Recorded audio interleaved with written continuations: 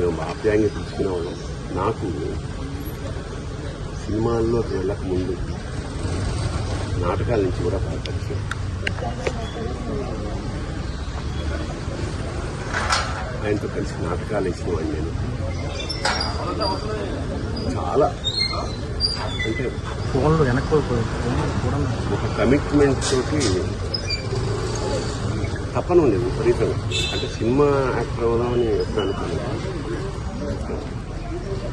నాటకాల్లో బ్యాంకులో పనిచేస్తాను. ఒక మధ్యతరగతి ఇంట్లోంచి బయలుదేరిన అతని ప్రయాణం అంచెలంచెలుగా one of the best villains Telugu industry.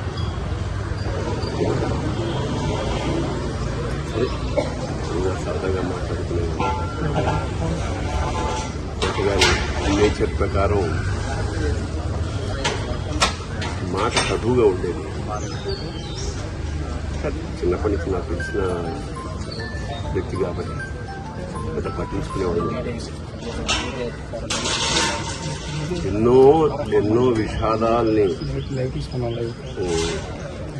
దాటుకుంటూ మహోన్నత చిత్రానికంటే యావత్ భారతదేశం తమిళ హిందీ ఇండస్ట్రీ కూడా అనుకున్నది సాధించారు. ఇప్పుడే అదే చెప్పుకుంటున్నాం. మా అనుభవాలు